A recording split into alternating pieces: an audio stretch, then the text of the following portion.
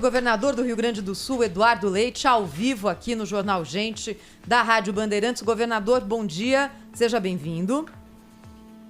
Muito bom dia, Thaís, bom dia ao Pedro, Cláudio Humberto. É um prazer estar aqui com vocês. Prazer é nosso. Governador, começar com o senhor perguntando sobre o assunto que estava aqui na pauta do Jornal Gente, sequestros provocados pela facilidade de transferência bancária pelo Pix. Isso está acontecendo também no Rio Grande do Sul, governador? Alguns relatos não parecem ainda em grande volume, mas é de fato algo que preocupa, né? E que exige um trabalho de inteligência policial, mais do que o polícia na rua. Eu ouvi aqui o cidadão falando sobre polícia na rua e é super importante. Nós temos muito orgulho no Rio Grande do Sul de ter, nos últimos 2 anos e meio, reduzido mais de 50% o roubo de veículos, por exemplo, mais de 30% os homicídios no Rio Grande do Sul e mais de 70% os roubos a banco. Isso é polícia na rua, estratégia policial, trabalho com inteligência, com dados, e é isso que a gente tem que amplificar para poder superar esses crimes cibernéticos aí, é ter o trabalho de inteligência policial e tecnologia pelo lado também da polícia para podermos evitar que, como disse o outro cidadão, o outro ouvinte, o rabo balance o cachorro, né? Que é a gente poder avançar tecnologicamente em favor da população e não nos deixarmos vencer pelo que os criminosos acham de subterfúgio, de espaço para poder complicar a vida da gente, reduzindo os avanços tecnológicos, né? Governador, muito bom dia, bem-vindo ao nosso programa. Eu queria fazer uma primeira pergunta de caráter político, né? O senhor é um dos mais citados nomes de pré-candidatos à presidência da República e também candidato às prévias do PSDB para a escolha desse nome.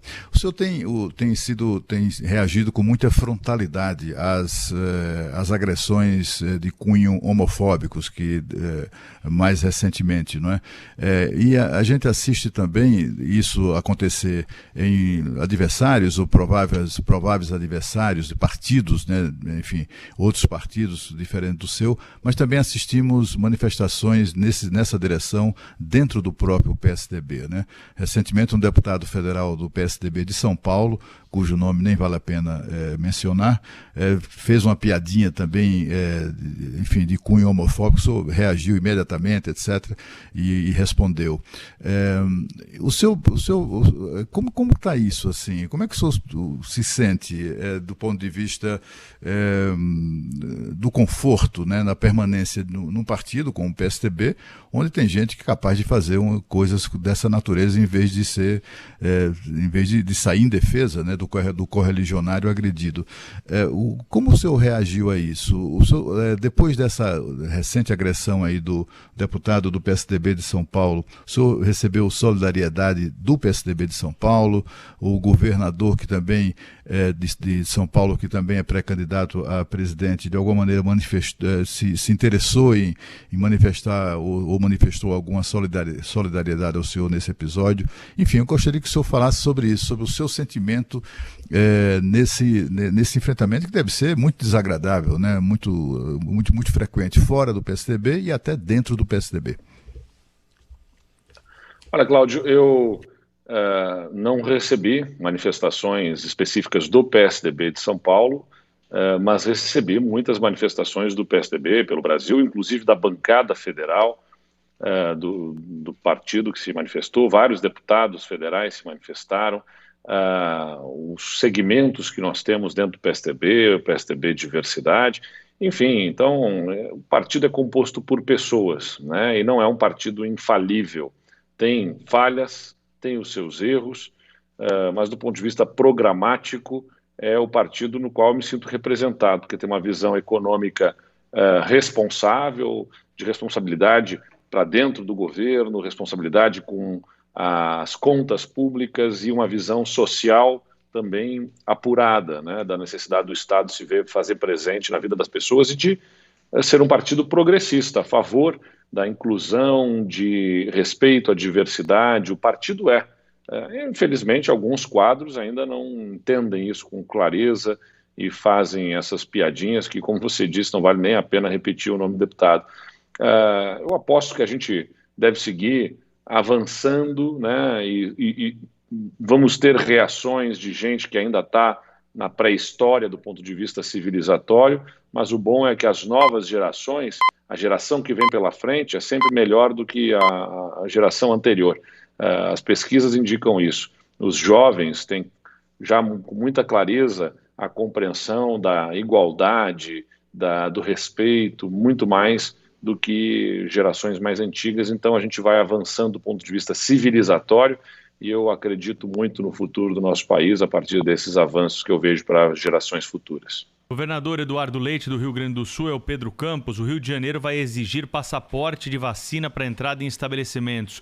O Rio Grande do Sul vai adotar essa medida também, governador? A gente está analisando especialmente isso, Pedro, para a retomada dos eventos, né? A gente fez ao longo do mês de setembro uma análise sobre o comportamento, de como que as variantes, especialmente, se comportam e se comportavam na realidade nossa, do Estado, né? A gente continua observando redução de hospitalizações, redução de óbitos, redução de casos no Estado, com uma velocidade um pouco menor do que o que a gente vinha observando até o início desse mês de agosto, mas a gente tem, sim, a perspectiva de poder avançar agora para a liberação de eventos, eventos festivos até, eventos sociais no Estado, o que ainda era restrito, eventos corporativos, onde se tem mais possibilidade de controle, já estão liberados há bastante tempo no Estado, e agora a gente pretende dar esse passo, e o passaporte é uma das alternativas para ser acoplada para que a gente possa ter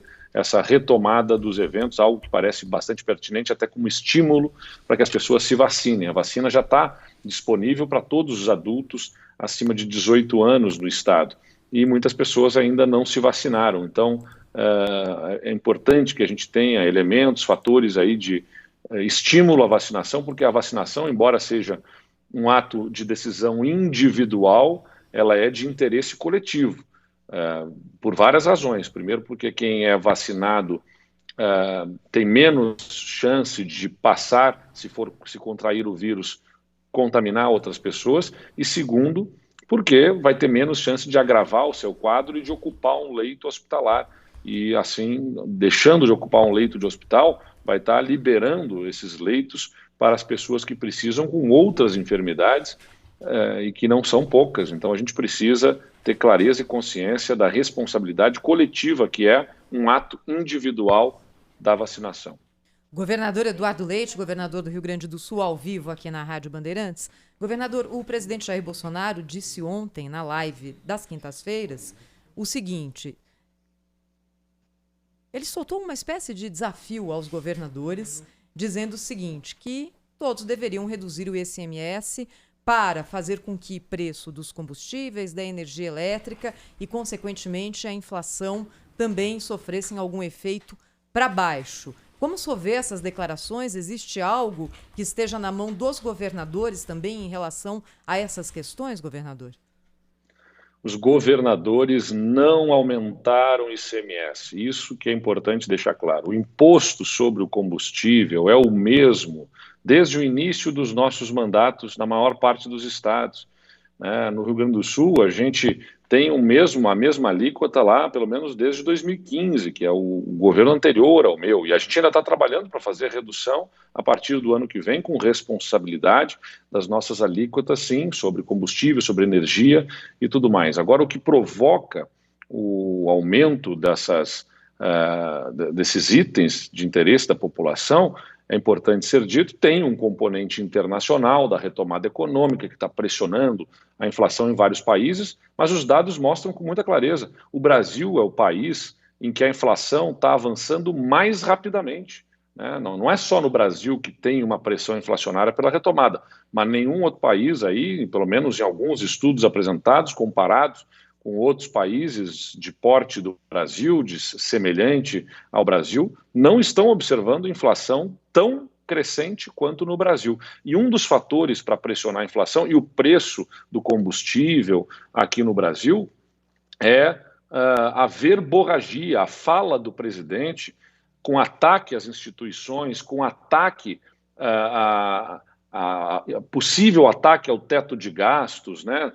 Ele gera incertezas, insegurança no cenário político, institucional, com impacto econômico, o que pressiona o dólar. O dólar, como a gente tem aqui uma commodity, o combustível que é precificado internacionalmente através do preço do barril do petróleo, o aumento do dólar pressiona o aumento do combustível. Então, a culpa de um aumento ainda maior do combustível é do presidente da República, que com a sua irresponsabilidade, com a sua forma de agir, gerando tensão, aumentando os riscos sobre o país, acaba aumentando o dólar e o preço do barril do petróleo em dólar e acaba impactando na bomba para a população. Governador. Então, a culpa é do presidente, eu desafio o presidente. Pare de falar bobagem e pare de ser irresponsável para gerar as tensões que gera no país, para ver se o dólar baixa e diminui o preço do combustível para a população. Governador, por falar em presidente e tensão, os governadores vão se reunir com o presidente Jair Bolsonaro? Da nossa parte, sim, por mais que não tenhamos... Já teve alguma sinalização da parte do presidente, governador? Não tenho notícia. Quem coordena pelo Fórum dos Governadores é o governador Wellington Dias e não recebi notícia até aqui de que o presidente tenha aceito se reunir com os governadores.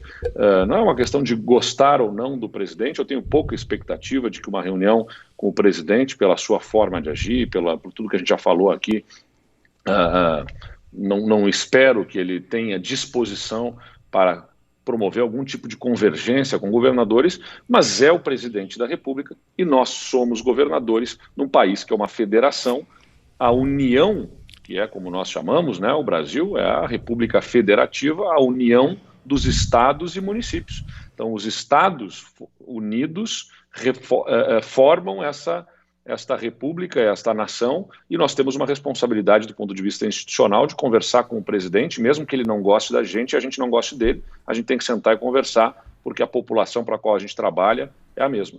Em entrevista... Governador, mas tem objetivamente, teria utilidade uma reunião como essa? Porque assim, da primeira vez que o clima estava muito distante do atual, né, o clima de beligerância, digamos assim, quando o presidente se reuniu com os governadores, a gente se lembra, né, o governador de São Paulo soltou os cachorros para cima dele, foi aquela confusão, e a reunião acabou sendo absolutamente, foi prejudicada, inviabilizada, e nunca mais se falou nisso, né?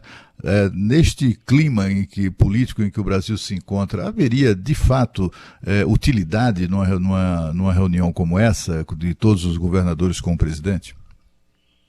Cláudio, se nós chegarmos à conclusão de que não tem espaço e nem utilidade reunião entre presidente e governadores, a gente vai ter que apurar por responsabilidade de quem é que essa reunião não pode acontecer, por que ela deixa de ter utilidade e tomar providências. Só que essas providências não estão nas nossas mãos como governadores, está nas mãos do Congresso, especialmente nas mãos do presidente da Câmara dos Deputados. Então, enquanto o presidente for presidente da República e nós governadores, nós temos que fazer o tanto quanto for possível para em nome da população, porque não somos nós, governadores individualmente, que pagamos o preço da falta de uma relação harmônica. Quem paga o preço é a população, é o povo brasileiro, nesse desajuste, nessa prática do presidente da República de simplesmente tentar sustentar a sua narrativa para convencer a parcela da sua militância de que a culpa não é dele, está sempre botando a culpa em alguém, a culpa é do judiciário, a culpa é da imprensa, a culpa é da urna, a culpa é do governador, a culpa é dos outros, nunca assume as suas responsabilidades. Então, eu tenho pouca expectativa, de fato, do que possa significar a reunião, mas, né, se for para chegar à conclusão, olha, não vale a pena, não tem como, não serve para nada uma reunião com o presidente da República, bom, então a gente vai ter que tomar uma atitude em relação ao presidente da República. Só que não somos nós que podemos tomar, é o Congresso. Governador do Rio Grande do Sul, Eduardo Leite, entrevista que foi transmitida aqui também pelo portal UOL, dada ao jornal Gente da Rádio Bandeirantes nesta manhã. Governador, obrigado pela entrevista, bom trabalho, até a próxima. Obrigado, um abraço e até a próxima. Boa sorte, governador. Rede Bandeirantes de Rádio.